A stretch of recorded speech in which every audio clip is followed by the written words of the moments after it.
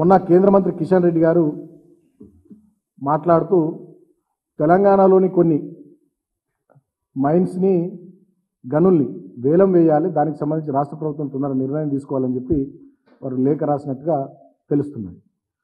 So దాంట్లో భాగంగా ఒక 5 ఐరన్ ఓర్ మైన్స్ అంటే ఇనుప ఖనిజపు గనులు, ఒక 5 లైమ్స్టోన్ సున్నప్రాయి ఖనిజపు గనులు, 1 మ్యాంగనీస్ ఖనిజానికి సంబంధించినటువంటి గని, మొత్తం 11 గనులకు సంబంధించి వేలం వేయాలని చెప్పి వాళ్ళు కిషన్ రెడ్డి గారు ఈ రాష్ట్ర ప్రభుత్వానికి లేఖ రాసినట్టుగా తెలుస్తున్నది.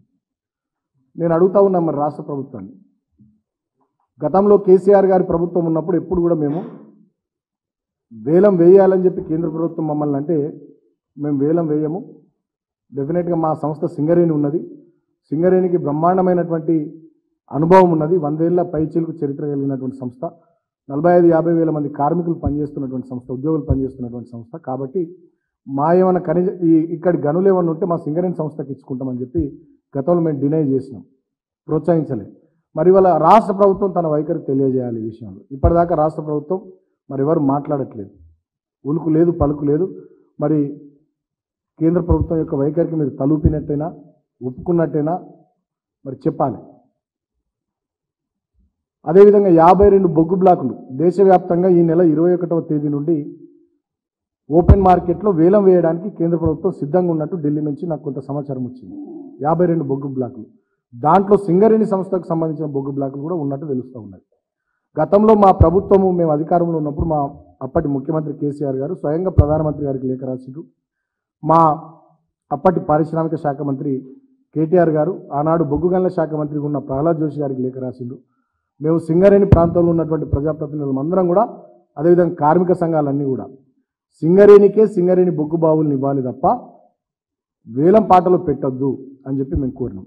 ఇవాళ నేను ఈ రాష్ట్ర ప్రభుత్వాన్ని కూడా కోరుతా ఉన్నా, మరి మీరు 8 మంది ఎంపీలు గెలిచిరు, రాష్ట్రంలో ప్రభుత్వంలో ఉన్నారు, బీజేపీ వాళ్ళని కూడా కోరుతా ఉన్నాం, మరి మీరు రాష్ట్రం నుంచి 8 మంది ఎంపీలు ఢిల్లీలో ఉన్నారు, మరి తెలంగాణ ఖనిజ సంపదనంతా అదానికో అంబానీకో ఇంకొక ప్రైవేట్ కంపెనీకో దారదత్తం చేయడానికి బీజేపీ కాంగ్రెస్ పార్టీ రెండు మీరు మిలాఖత్ అయినరా?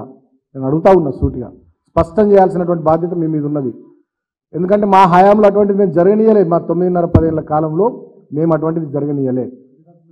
అదేవిధంగా ఇప్పుడు ఆదిలాబాద్లో సిమెంట్ కార్పొరేషన్ ఆఫ్ ఇండియా ఉన్నది, ఆ కంపెనీ మూతపడ్డది. ఆదిలాబాద్ జిల్లాలో ఉన్నటువంటి సున్నప్రాయి గనుల్ని ఆ సంస్థకి ఇచ్చి అక్కడ సిమెంట్ కార్పొరేషన్ ఆఫ్ ఇండియా ఆధ్వర్యంలో అక్కడ ఇండస్ట్రీని ప్రారంభించవచ్చు. మరి వాళ్ళ ఆదిలాబాద్ నుంచి ఎంపీగా భారతీయ జనతా పార్టీ మనిషి గెలిచింది. మరి కేంద్ర ప్రభుత్వం ఏం చర్య తీసుకుంటుంది దీని విషయంలో, రాష్ట్ర ప్రభుత్వం ఎట్లా స్పందిస్తుంది? గతంలో కూడా ఇవాళ ఎంఎండిఆర్ యాక్ట్ వచ్చింది 2015లో. ఆ ఎంఎండిఆర్ యాక్ట్లో 3 క్లాజుల్లో ఒక దాంట్లోనేమో యాక్షన్ పెట్టుకోవచ్చు, ఇంకొక దాంట్లో నామినేషన్ మీద కూడా ఇచ్చుకోవచ్చు అనేది ఉంది, అలకేషన్ కూడా చేసుకోవచ్చు అనేది ఉంది, కేటాయింపు చేసుకోవచ్చు.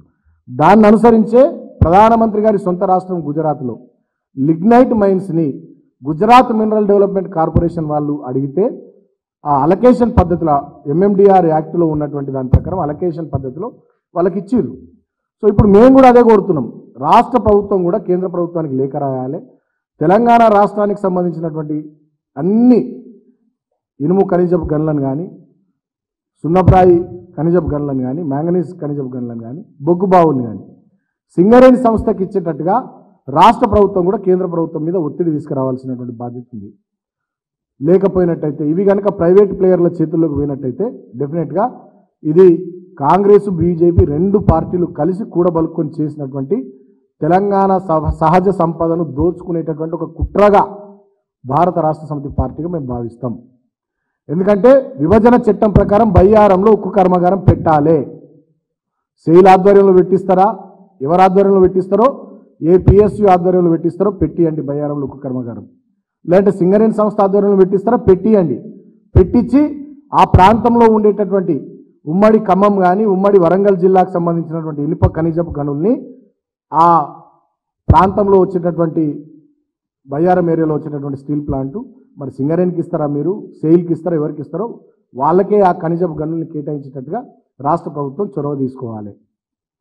సో ఇట్లా చేయకుండా ఇవి ప్రైవేట్ రంగానికి సంబంధించినటువంటి వాళ్ళకి దారదత్తం చేస్తాం అనుకుంటే డెఫినెట్గా ఇది పెద్ద కుట్ర.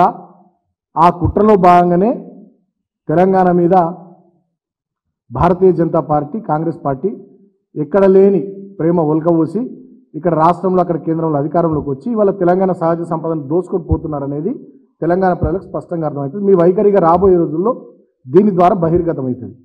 ఇప్పటికైనా నేను ఈ ప్రభుత్వాన్ని డిమాండ్ చేస్తూ ఉన్నా. ఈ ప్రభుత్వం వచ్చి 6 నెలలు దాటిపోయింది, 7 నెలలు నడుస్తున్నది. సింగరేణి బొగ్గు బావుల్ని సింగరేణి సంస్థకి ఇవ్వాలని చెప్పి ఒక్క లేఖ కూడా ఇప్పటివరకు ముఖ్యమంత్రి రాయలే ప్రధానమంత్రికి. ఇప్పుడు మొన్న కిషన్ రెడ్డి గారు లేఖ రాసి ఈ మైన్స్ అన్నిటికి సంబంధించి వేలం పాట మీరు పెట్టాలి ఇమీడియట్గా అని చెప్పి కిషన్ రెడ్డి గారు కేంద్ర మంత్రిగా లేఖ రాసినట్టు ఇప్పటి నుంచి రాష్ట్ర ప్రభుత్వం మేము పెట్టాము, సింగరేణి సంస్థకే ఇవ్వాలి, లేకపోతే రాష్ట్ర ప్రభుత్వ పరిధిలోని టీఎస్ఎండీస్కి ఇవ్వాలి అనేటటువంటి ఒక లేఖ కూడా రాయాలి. ముఖ్యమంత్రి గారు రాయాలి, సంబంధిత మంత్రి ఇండస్ట్రీస్ మినిస్టరు ఎవరు కూడా స్పందించాలి. అంటే మరి ఏదైనా బీజేపీ కాంగ్రెస్ కూడా బలుకొని తెలంగాణ సహజ సంపదను తెలంగాణ సహజ వనరుల్ని దోచుకోవాలని కుట్ర ఏమైనా చేస్తున్నాయా? దీన్ని తెలంగాణ సమాజం గమనించాలని కోరుతా ఉన్నాం.